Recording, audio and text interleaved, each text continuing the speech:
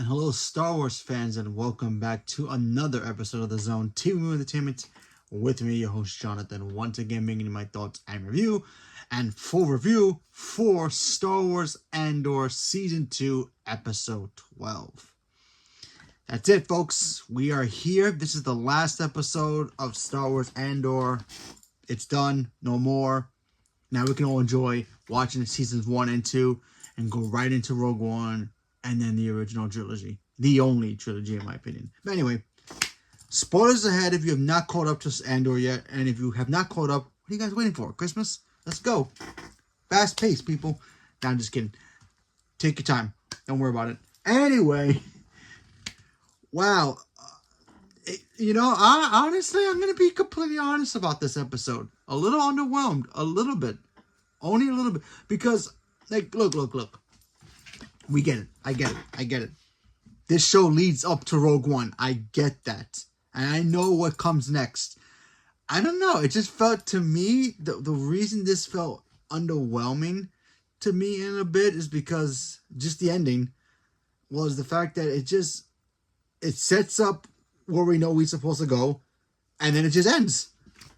So I figure something else would have happened before the big event happens. Because it's like, okay. It's like getting ready for a boxing match and you're getting ready for the main event, but then you find out 10 minutes later you're not the main event, and it's like, but I thought I was fighting the main event. No, you before the main event. Oh. That's kind of underwhelming. I mean, you still get paid, but still, you know what I mean? But anyway, so in this episode, Cassian goes back to the base. You know, he got Claire with him. She's injured. He's got to get her, to recovery.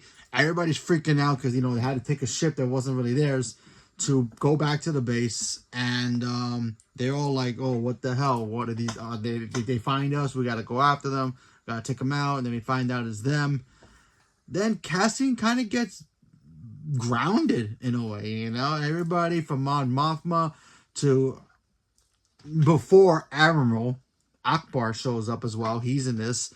Forrest Whitaker's character shows up again as well. Organa's in this. And they're all like, why did you go without permission to just go to try to save Lutheran? Because apparently a lot of them are not really big fans of Lutheran. Because, he helped pretty much set the spark for the rebels to start building and who they are.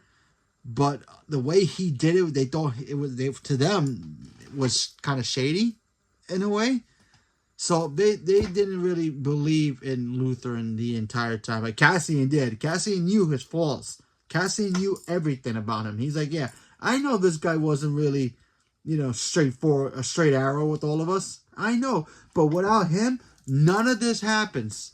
And Cassian was literally right, because without Lutheran, no matter how you look at the way his methods were in this, getting this Rebel Alliance to start, he started that spark. No matter how he did it, he still did it. No matter how shady it looked and how he was going to do it, he still pretty much helped the rebellion become who they are. Because without him, we don't have Mon Mothma. Without Mon Mothma, there is no Princess Leia. Yeah, technically, if you really want to think about this, you want to go back even further before Lutheran, Padme kind of started this in a way. She was the one who didn't want to sign the peace treaty and all that stuff. Remember in episode 1, Natalie Portman, Padme, yeah, our queen, our Lord, our queen and savior, yeah, she kind of started this and sets up that chain reaction that sets all the way up to her own daughter, Princess Leia, setting up the rebels into victory.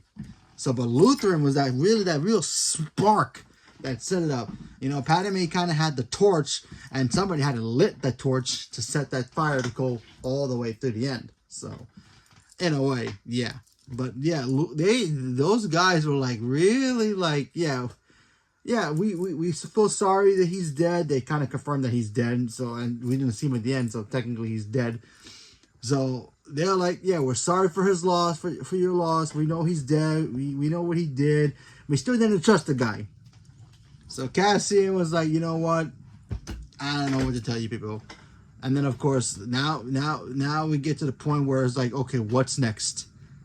And we start seeing some shots about, the Empire doing their thing. We see critics seeing an overview shot of the Death Star being built without the laser part. Because I said that they didn't have the crystals yet to set up the laser. Because remember, they have to have the laser. We all know what that laser does to pull Alderaan, RIP to Alderaan and everybody in it. But yeah, they still have not set that part up yet. And we know what the fate happens to not only Jen, but also Cassian as well. We know that ending. We also get to see Bix come back as well, but we get to see her at the ending. I assume she went back to her original planet, the farming planet. I could be wrong. Could be somewhere else. There was a lot of wheatgrass, area, and she was holding a baby. So she had a kid. So Cassian has a kid. I couldn't believe it. We didn't get the baby's name or anything like that, but Bix is okay. She's got the baby now. I guess when she left, she was pregnant. So there's that. Because remember, a year has passed. So she must have gotten pregnant after she left. Before she left. She left. She was already pregnant, and then a year later, she has the baby. So it makes sense. So let me talk about overall this show. I think this show was fantastic. I think from episode 1 or from season 1 all the way to 2, I still prefer season 1 over 2. There were some things in here that I didn't like. I feel like there's still pieces missing about this show. I don't know. I feel like you ever get a puzzle and you put all the pieces together, or even Legos. You ever build Legos? And then sometimes you find out that there's some pieces left over. Sometimes they might be there left by accident. And then you're just like, I finished the project or whatever, the Legos, I built it. But there's still pieces missing. That's what I felt about season 2. I felt like there were some things that they kind of just like, okay, we're going to rush this. We know where we're going. We know how to get to where we need to go, which is Rogue One. I don't know. I still think there was some stuff missing. I feel like there's something that Cassian had to do before he meets Jen and all that stuff. I don't know. It just boggles my mind. I could be wrong, but that's the way I feel about it right now. But I still thought this entire series was fantastic. I mean, honestly, this was just good television for people. And, honestly, I'm a huge Star Wars fan. I will always bleed Star Wars. I love Star Wars so much. And to me, this is second best to the original trilogy, in my opinion. I think the original trilogy will always be the only trilogy of Star Wars. Yes. I love Natalie Portman so much, and I love her and anything. I love Star Wars and her, and it's fine. But still, even I have to admit, the prequels are not exactly perfect. They have moments, but they're not perfect. And the same thing with the sequel trilogy as well. There's some things I like, and there's some things I don't like. I love The Mandalorian. I thought Book of Boba Fett was okay. Obi-Wan was okay. Ahsoka was fine. But there's something about Andor that just, you never really hear. Rarely get like good prequel stories, and then get a prequel story of the prequel story. You know what I mean? Rarely that actually happens in cinema or even in television. Because this is a prequel to a movie that is a prequel. You rarely get that in anything. Okay? Yeah, sure. Oh, yeah, a backstory of how the Death Star got built. Ugh. I remember when I first heard about that, I'm like, really? You're going to give us this now? Is Disney really good? And then I watched that movie. I'm like, and that first trailer came out. I'm like, okay, this looks like Star Wars. Like, wow, this looks like you got spies. It looks like they're gonna go, be an espionage thing, trying to get to the plans of how to destroy the first Death Star. I'm like, wow, Rogue One is cool. And then they announced Andor, and I'm like, so wait, we're gonna get a prequel to a prequel? How is that gonna work? And then that first season that came out blew my mind. I thought that stuff was great. Those couple episodes when Cassian got locked up, I thought that was probably the best television stuff I've ever saw in anything. from a prison kind of standards of television. I mean, we have Prison Break, and that's a great show. Oz and all, Orange is the New Black. But prison stuff, just talk about, moments like that, it was just fantastic. And then the whole thing that builds up to what we're supposed to know in Rogue One is like, yeah, I thought it did a really good job here. So congratulations to everybody involved in this project. Another thing that I did not like about this was, I think, critics. I love the actor. He's fantastic. I will watch him in anything. But I'm thinking to myself in my head, I'm like, do we really need him in here? I don't know. I feel like his character does not work without Vader, Because when he's talking to Vader in Rogue One, you fear the fear in him.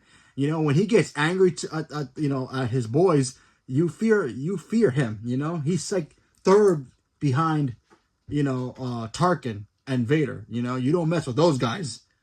But critics, he could be a kind of a intimidated person as well.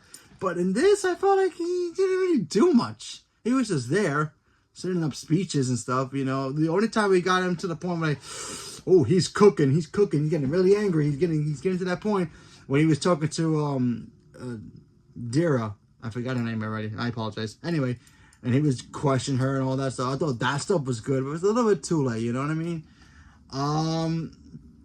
I really wish we got more Cassian and Lutheran. I mean, though we did get a lot of them, I kind of wanted more because I kind of like that dynamic between the two of them. They always were arguing with each other, but they always kind of agree with each other. Same thing. So I thought that stuff was great. The action was great when we had it. The storytelling was on point. I really felt like watching episodes 4, 5, and 6. Because in episode 4, 5, and 6, there's rarely any real action in those things. But you're watching it just for the story and just like, yeah, this is pretty awesome. And then it just did it really good. And now I'm about to watch Rogue One again just because, now that Andor's over, I need to watch Rogue One again just so I can connect the dots.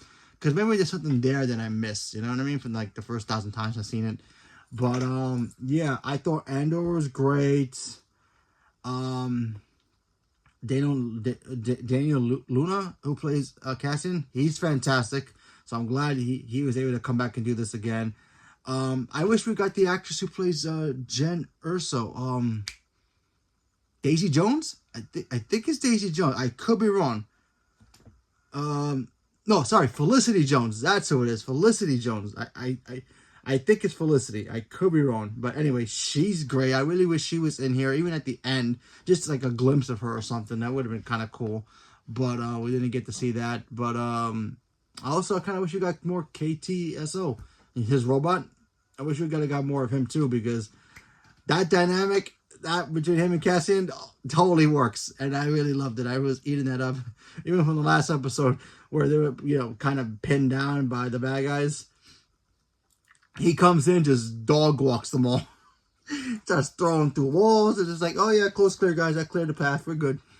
So I wanted to see more from that, but what can you do? But still, congratulations to everybody involved in Andor. Great job with the show. I'm gonna miss it, but yeah, it's gonna be there now on Disney Plus. Watch it anytime. Plus, you can watch Rogue One right afterwards, so it works. So leave me a comment below. Let me know what you guys thought about this. And what did you thought about the whole prequel to a prequel show? Did you guys like the concept? Not like the concept? Do you think we'll get more stuff like this in the future? Do we really need it? I don't know. Now, now that I'm thinking about it, I'm like, you know what? Maybe I kind of want to see a prequel to Sidious and maybe Dark Plagueis. Hell, give me a Padme show, something before, what she's been doing with, when Anakin was off-world fighting the war. She's been doing, she has her own thing. I mean, we saw glimpses of it in Clone Wars, but you know what I mean. Give me something about other Jedis that we never seen, they kind of nailed it with this prequel, So, can you do it again? We have to wait and see. Leave me a comment below. Let me know what you guys thought about Andor overall. For season 1 your favorite, season 2 your favorite. Do you wish we had more episodes? Do you think it was longer? Wish it was longer? Leave me a comment below. Let me know what you guys are thinking. Stay tuned for more. Thank you very much, and may the Force be with you.